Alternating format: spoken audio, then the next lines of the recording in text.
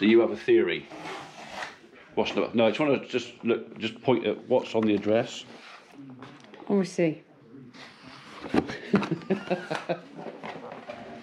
What did I say it was? You said it would be a couple of bars. You said it would be a couple of bars of walnut. There you are then, see? Person. Now that I do like. And it's shopping day today and I didn't get any, so there you go. I quite like that as well. Yeah, fun.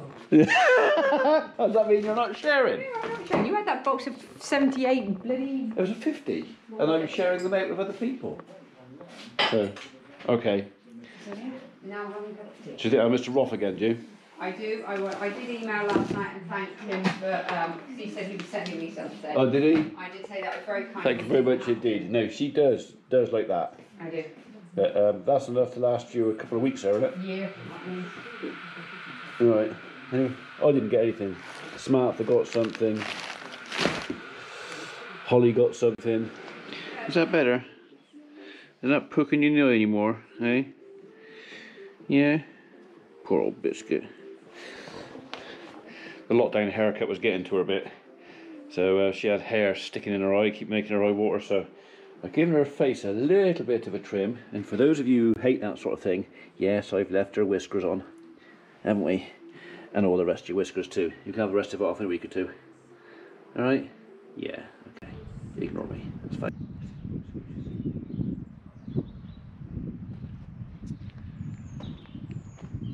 There is an update regarding my Defender. Spoke to the garage yesterday and they told me the engine was dead. They'd taken all the top off of it, taken the front cover out of it, and basically seized up somewhere in the bottom end. They can't see where. Like I said, it was a bit pointless taking the whole thing apart to find out where it's seized. They know it's somewhere in the block.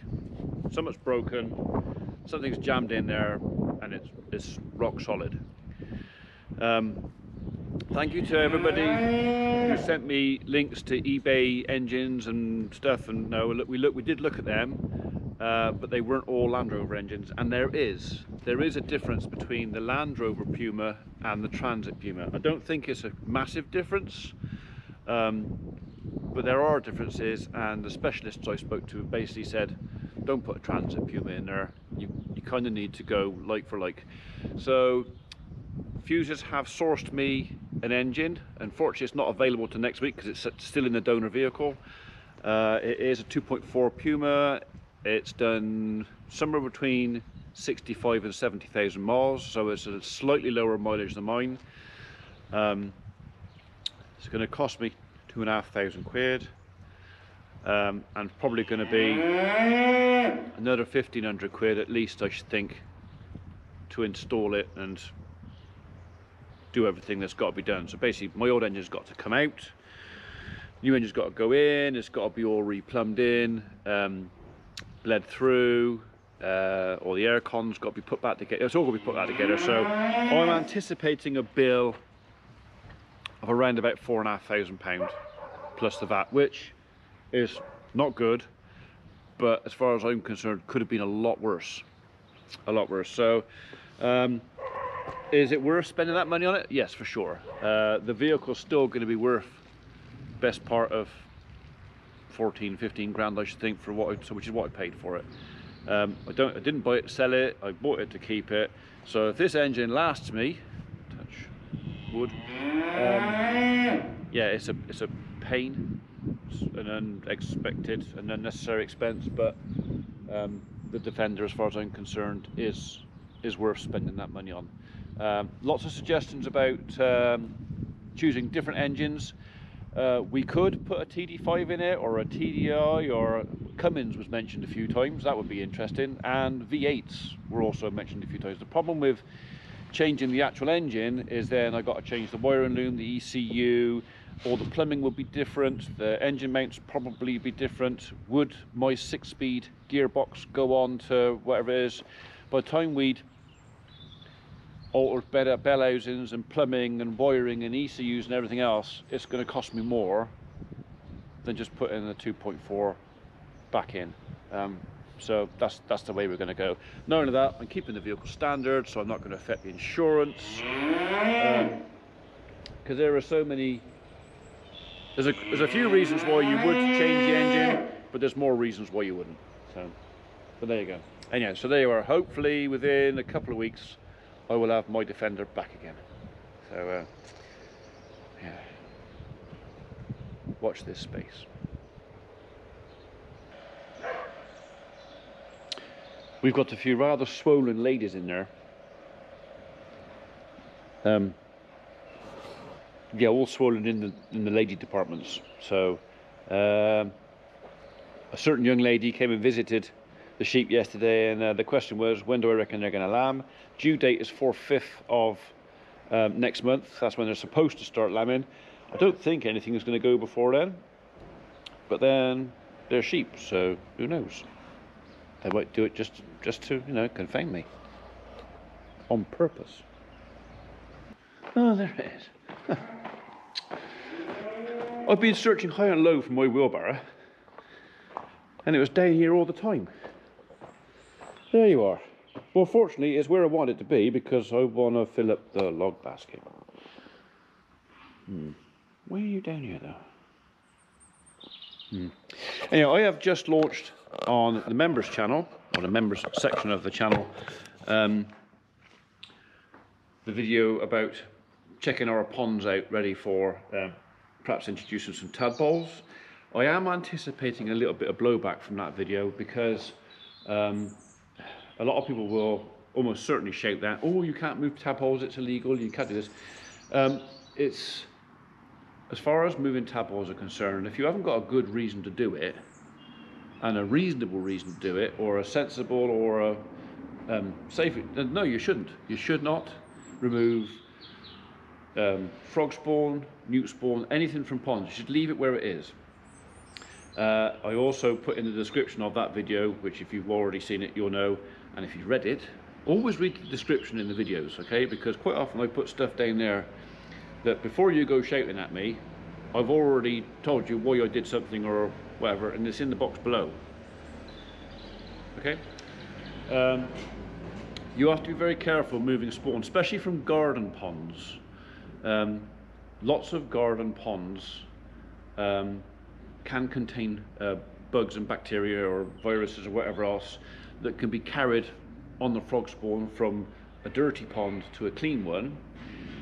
The other thing is, lots of garden ponds contain non-native species of plant, so flora, and some of those are invasive species. You do not want them in wildlife ponds. So if you're really got a pond and you really want to get it from a source that you can trust is clean, well, it's clean. That's the main thing. It's so easy to spread stuff about unknowingly without even thinking about it. It's like people walking across our fields.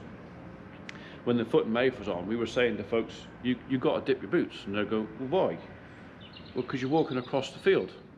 So, yeah, but you're walking across my field with my cows in, and how do I know that yesterday you weren't walking up across Sodbury Common or something like that, and you've picked up something and brought it back?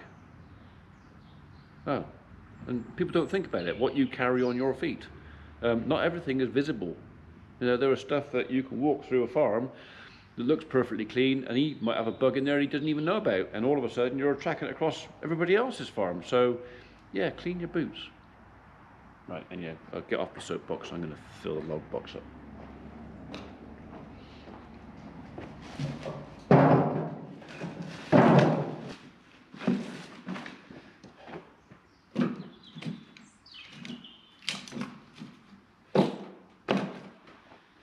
Yeah, I reckon that's full. Probably could get a couple more on there, but you know, don't be greedy.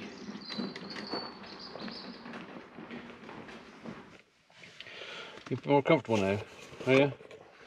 Hey, it's drying up now, isn't it? Yeah. She had a hair, it was just tickling her eyeball, making her eye weep. So that's why we trimmed her face up a little bit, tied her up. So the rest of it, that'll be soon. So we both need a lockdown haircut, don't we? Yeah. Okay, right, we go look at Oak Tree, shall we? Let's go.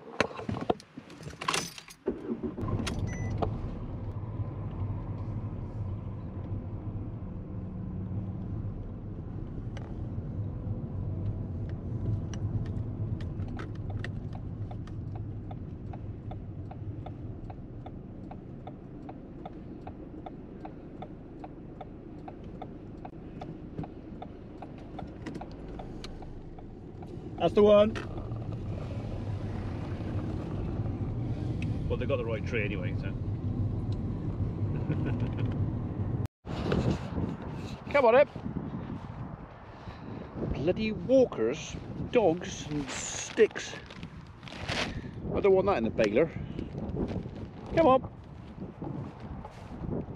Right, as you've probably gathered, we just come over to the farm to check the few ewe lambs we've got over here, which are more ewe size now. That can go in there where it belongs, and these guys can have what's in here.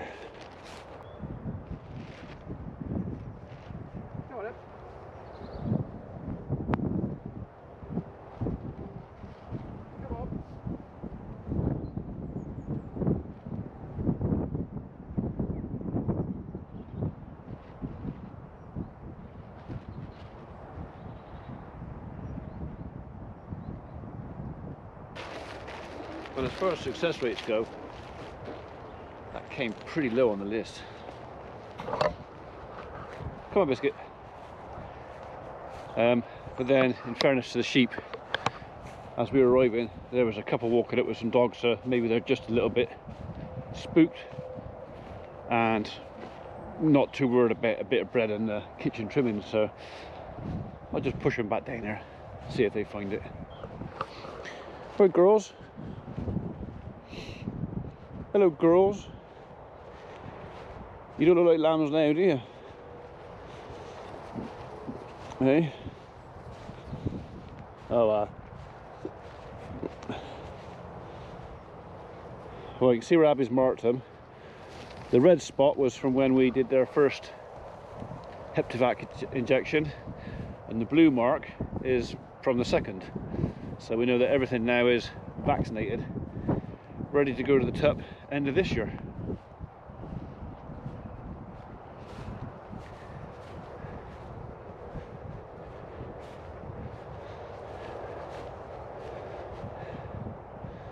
Oh, they'll find it when they're good and ready. Although Crow was sat out there waiting for me to disappear. He'll have it if they don't. Fuses to see what the progress was on my Defender. Basically all the front plate is off, all the timing chains exposed. They've had the sump off of it. The ramp was on the floor, so I didn't get underneath to have a look. Basically the crank is fused to the bearing carriers. Nobody can work out why. All the top end is free, all the cams turn, the pump's free. There is no obvious reason why he's seized up, but apparently he is locked solid.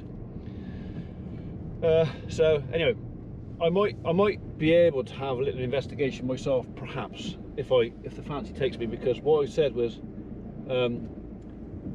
the replacement engine I'm getting, the guy who was supplying it kind of wanted my old engine back, but I've resisted that and said, well, I kind of like to keep it, because the law sod says that if I send my old engine back, the new one will have, well, maybe the pump go down, or injector, or something will break. So it's a case of I'd rather keep it, and I think that's been agreed. I think it's been agreed that I can keep my old engine, so maybe on a wet, horrible, rainy day, I say maybe, I'll probably never do this, but maybe I'll just get it in the workshop, turn it upside down, and just have a look. No, take the sump cover off again, have a look underneath, and just see if I can see what's gone wrong, because I would be interested to know. So the engine is coming. I don't know if it's coming with aircon compressors or anything else on it. No idea. So that's one of the other reasons for keeping my lump, is there may be, we've got to swap some bits over anyway, because if the engine is coming has no compressor on it, then I'll need the compressor from my Land Rover to refit the aircon. So anyway, so again, we'll have to watch this space. New engine apparently has been secured. Hopefully we'll get that end of next week. I've told Fuses basically to get on with the job. They give me a quote to do it, which we've already mentioned, and I'd like to say within 2 weeks I'll have my Defender back on the road again, and I'll have most of an engine. You know, all the top end is good, pump is good, all that is good. I'll have some spare bits just in case, and of course if I've got the spare bits hanging around in my shed, I'll never need them, he says. Who knows? But there you go. Who's to say the next engine doesn't drop a piston? Sorry, not a piston, a valve or something, and I'll need a piston out of this one. I imagine it'd be best keeping the old engine. It'll end up being a great big lump of metal sat in the middle of the barn that I'll never move, and it'll go scrap in 20 years time or something. Right, so home. By the time I get back, I'm expecting the cattle will need a bale of hay, if not 2 or even 3. I won't bother videoing that because you've seen that loads of times, and if you haven't seen it, just go back a week or so when you can watch me feeding the cattle with a bale of hay. It's very, very exciting. Very. A bit. Right, 5:15. It's still light. In fact, there's some sunshine out. I reckon in another 3 or 4 days of this, if this keeps it dry, we might even get some muck out. Now, wouldn't that be something? A bit of muck out before the grass grows, harrows on, rattle it all in, let it rain, rolls back on, we'll have to put a bit of water back in them, roll it all, and we're literally ready for haymaking 2021. But once the grass has grown. Let's go to that first.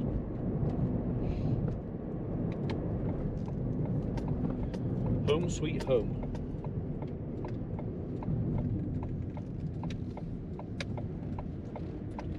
Ah, lovely bit of sunshine.